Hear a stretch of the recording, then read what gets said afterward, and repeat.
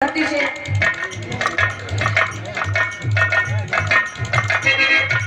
लेकिन भाव कराए मेरी सभी का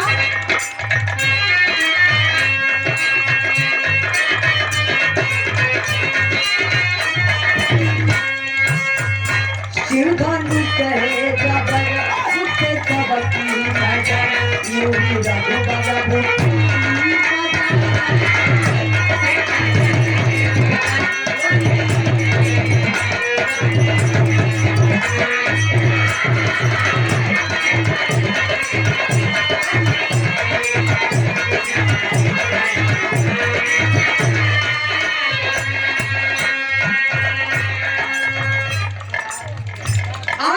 सुनीत कुमार महुआ मार एक ग्रो है भैया के बोर से शायद 200 रुपये का आशीर्वाद दो भैया के बाम के प्राम हो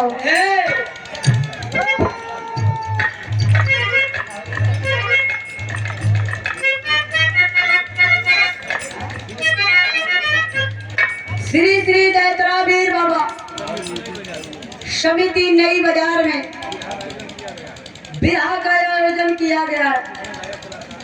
उसमें गायक कलाकार विजय लाल यादव जी और ओम प्रकाश यादव जी गाजीपुर बक्सर के बीच में मुकाबला रखा गया बा 16 जून के नजदीकी हमारे श्रोतागण भाई बंधु आप लोग जाके फिर आकर सम्मान बढ़ाई और आनंद लीजिए।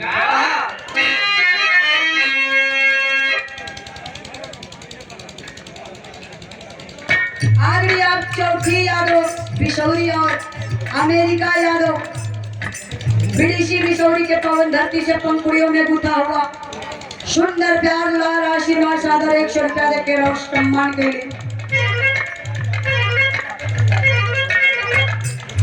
आगरी आप खत्तू यादव बिशौरी के पावन धरती से चाचा जी के बोर से सादर 100 रुपये का आशीर्वाद बा चाचा जी के नाम से नाम हो लेकिन आगे लिखा गया था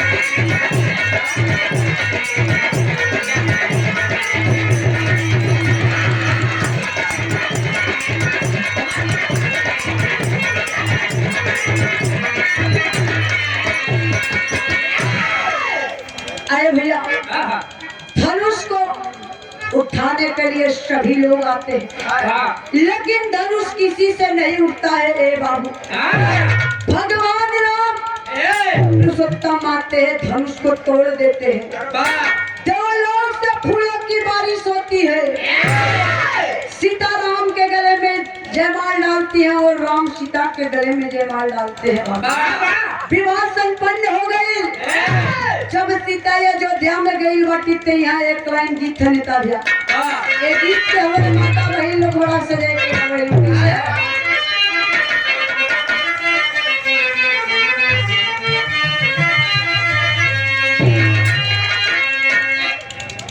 सावन मासे रौरा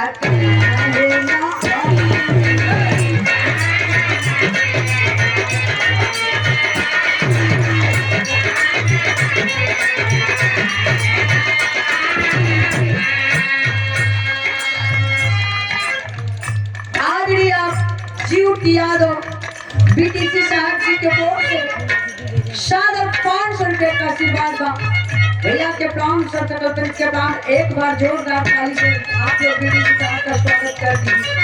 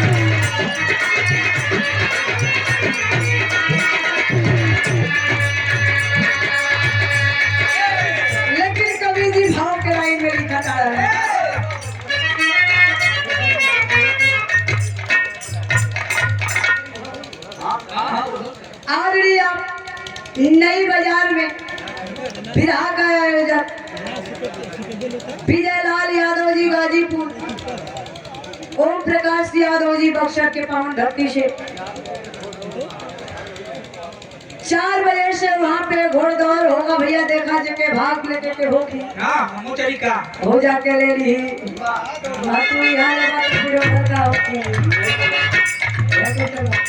भैया के 50 रुपए का सी बात भैया के काम हो।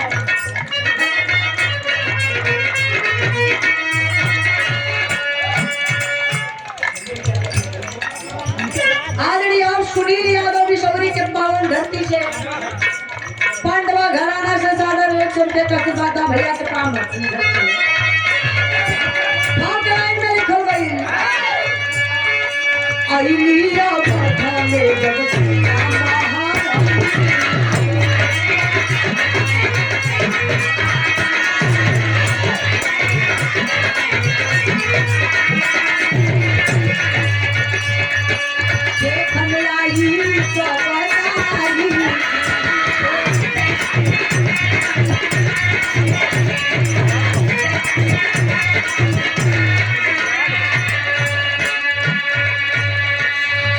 मिलजुली सखिया सीता के घर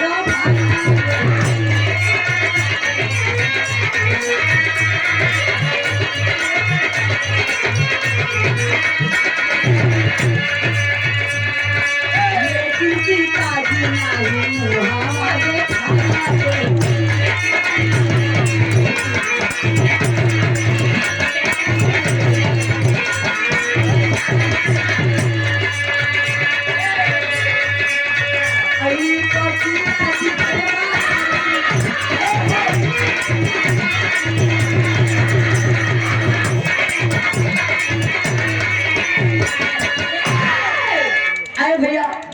सीता जी जब अयोध्या में आई वो अपन मुंह केहू के नहीं दिखाओ। जैसे कि गांव घर में कोई कधी पतोही आवेली, पड़ोसी लोग जानी कहली चली देख के आई फलाने का पतोहिया कैसे। वही तरह सीता के लोग अयोध्या में देखे गई बा आए बाबू, लेकिन सीता जी अपन मुंह केहू के नहीं दिखाओ। कह के माता गली अरे बेटी का बात हो काहे ना अपन मुंह दिखावत आरो। कौशल्या माता गली कहे बेटी बड़ा बेइज्जती बदनामी होता हो, काहे ऐसा करत आरो।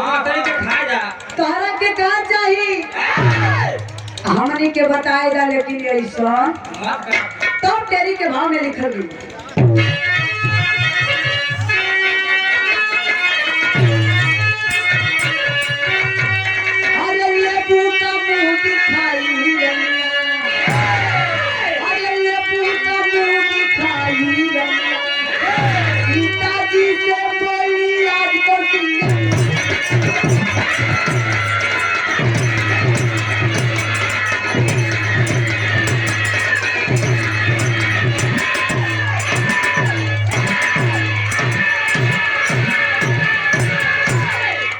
उस समय सीता जी घुघुटा के अंदर से कहली अरे अम्मा जी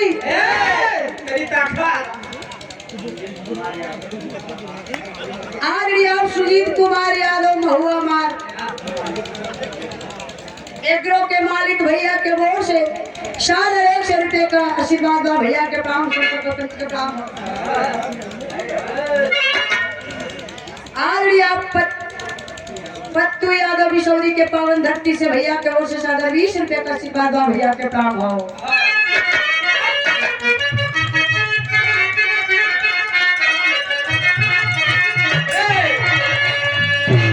तब उस समय भैया का विरह में बड़ा रंगीन गीत हो।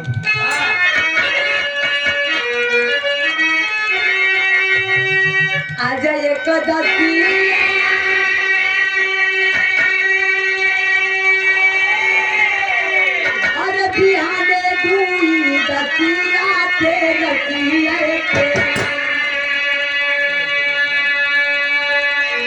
होते रतिया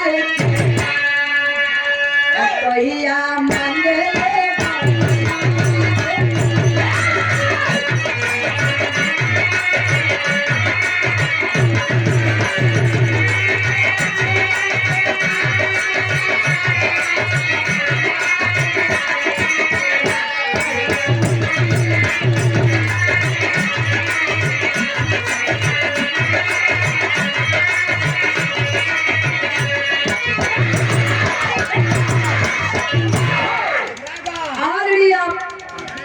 राम आशीष यादव शाहबाजपुर के पावन धरती से भैया के ओर से सागर 50 रुपए का आशीर्वाद हुआ भैया के प्राण। आदरणीय शंकर कनौजिया बिशौरी के पावन धरती से भैया के ओर से सागर 100 रुपए का आशीर्वाद हुआ भैया के प्राण हो। अरे आज एक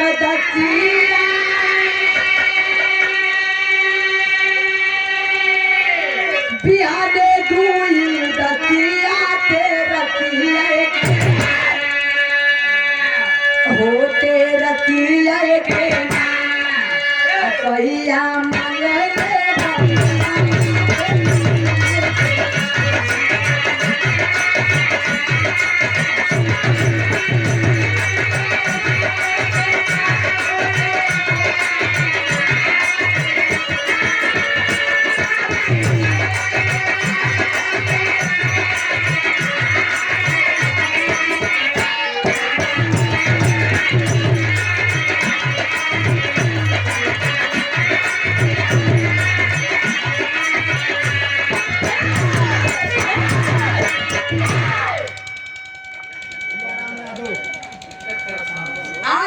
सियाराम यादव ए भैया के ओर से सागर 100 रुपए का आशीर्वाद हो भैया के प्राण हो।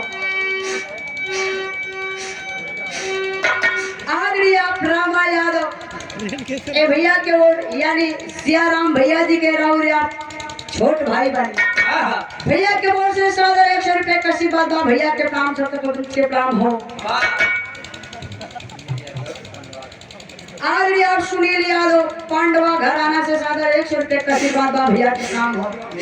डीसी साहब जी के बहुत से सागर 100 रुपए का आशीर्वाद भैया के काम हो। आदरणीय पप्पू यादव बिशौरी के पावन भक्त से छोटा मुन्ना बाबू के ओर से सागर 50 रुपए का पुरस्कार व मुन्ना के आशीर्वाद के काम हो। लेकिन ये भाव के लाइन में लिखा गया का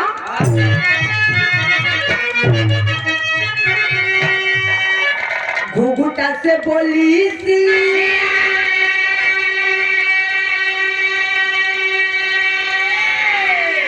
घुघुटा से बोली सिया मधुरी बचनिया सुनाए खो सुनाए एक बोलाई दी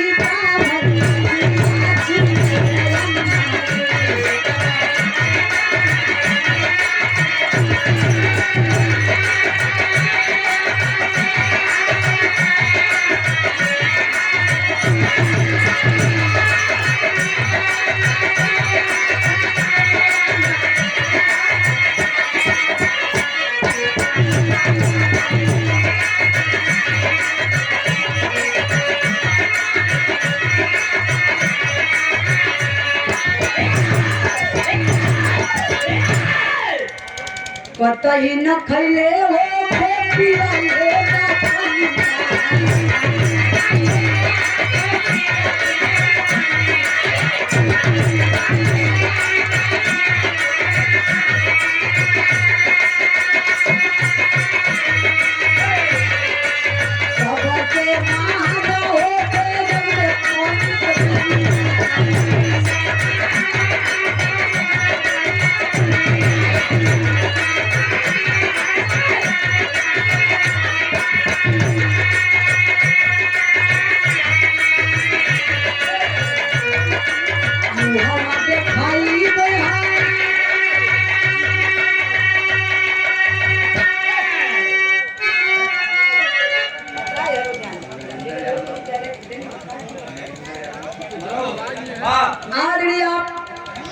नरेंद्र यादव,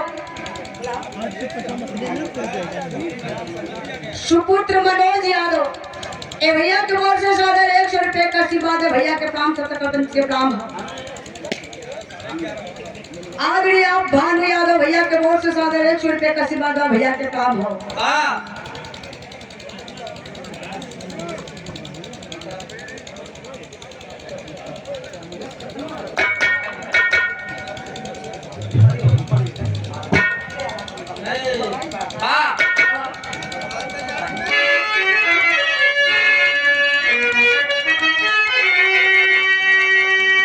मुहम्मा दिखाई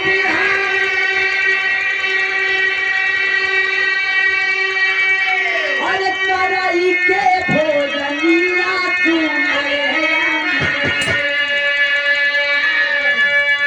सुनाए ये तो के हो मननिया सुनाए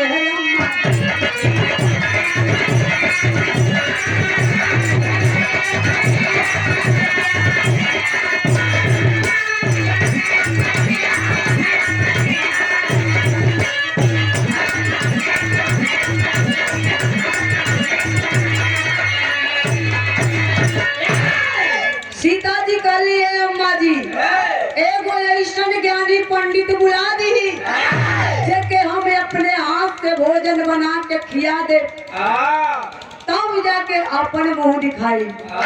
अयोध्या के लोग बाबू एकदम चिंतित में पड़ गए कि ऐसन ज्ञानी पंडित के बा। पंडित जी लोगन कहते कामे बा सबके दरवाजे पर ही चाले भोजन करब पानी पियो। तब तक नारद जी ने कहा नारायण नारायण कहे का बात है बड़ा तो लोग चिंता में पड़ल बा। कौशल्या माता कली कली का हमार पतो है आई बाड़ी वो अपन मुंह के हु के नहीं खे दिखावो। नारद भगवान कला बस करी छोटी सी बात बस ये इतना छोटी सा बात बजे तू लोग इतना एकदम पहाड़ जैसन बात खड़ा कैले बड़ा तब आगे लिखले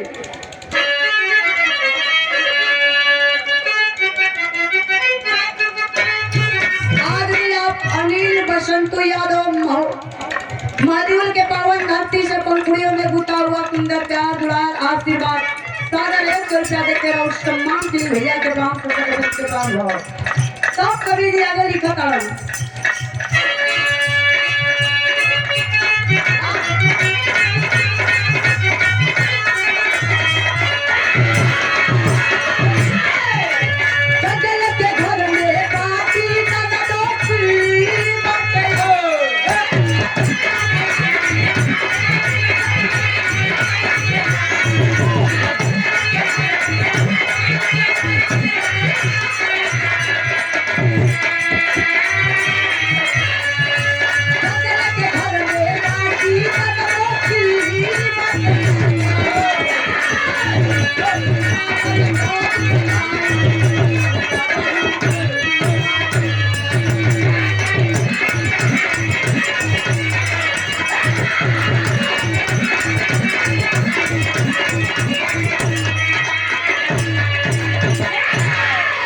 लेकिन भाव के लाइन में नारद भगवान बतावत नारायण कही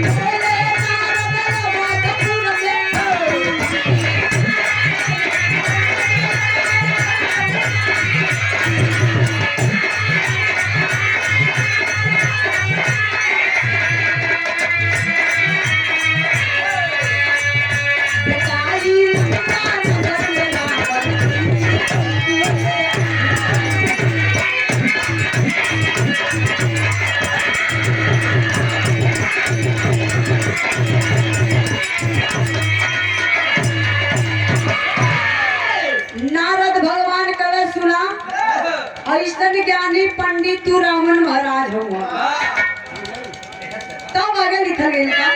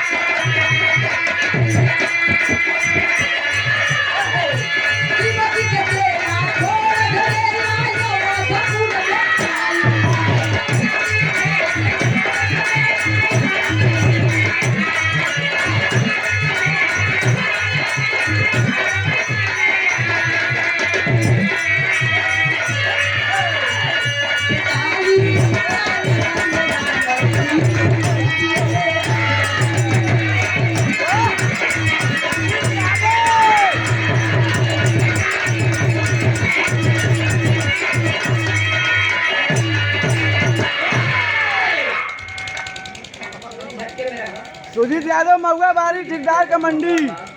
आदरणीय आप सुजीत यादव महुआ मात ए भैया के बहुत से सादर 100 रुपये का आशीर्वाद भैया के प्राप्त। आदरणीय बाजन यादव ठेकेदार के आप राहुल भाई वाली ए भैया के बहुत से सादर 100 रुपये का आशीर्वाद भैया के प्राप्त। नारद भगवान कल सुना ऐसा ज्ञानी पंडित रावण महाराज हुआ भगवान राम सुनला कह रे हो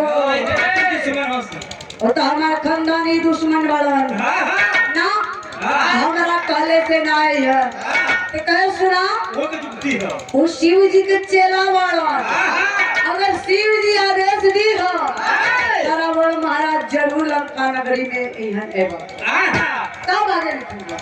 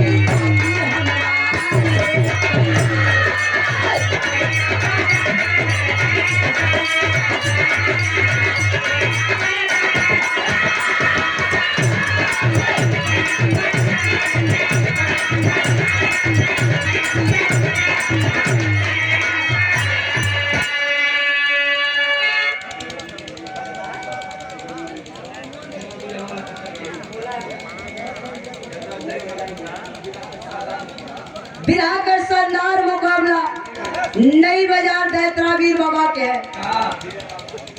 आदरणीय विजयलाल यादव बिहार के सम्राट और बिहार के सम्राट ओम प्रकाश यादव जी बक्सर बिहार के पावन धरती से बिहार का मुकाबला रखल गई बा नजदीकी स्वतःगढ़ सादर आमंत्रित है।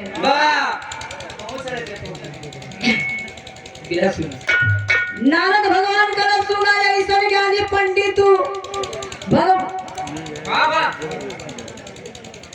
नारद भगवान का सुना ऐसा ज्ञानी पंडित रावण महाराज हो गए लंका नगरी में मिलियन भगवान सुनना का रे हो तो हमारा खानदानी दुश्मन वाला ना हमारा कहले से ना यही है। नारद भगवान का सुना वो शिव जी का चेला बाटे अगर शिव जी आदेश दी है तो रावण महाराज जरूर लंका नगरी में ही है। भगवान राम शिव जी का ध्यान दिए और शिव जी रावण महाराज के आदेश दिए रावण महाराज लंका नगरी में और सीता जी अपने हाथ से भोजन बनौनी खियौरी पियौरी जब जाए के तैयारी करी तो कली यदि आप मुझसे कुछ मांगना चाहते हैं तो मांग लीजिए। रावण महाराज कलर ना हमके कुछ होना चाहिए यहाँ तक कि धन दौलत हमारे महलियों सोने का बा आधा के लाइन में रावण महाराज बताओ तो कैसे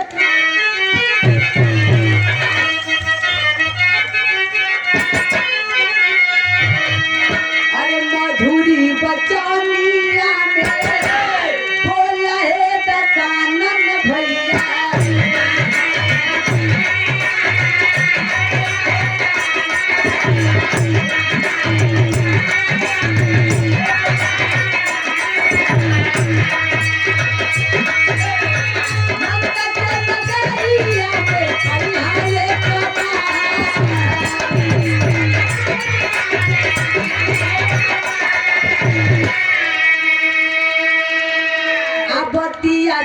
कई के राम लंका चल दिहले बाबू।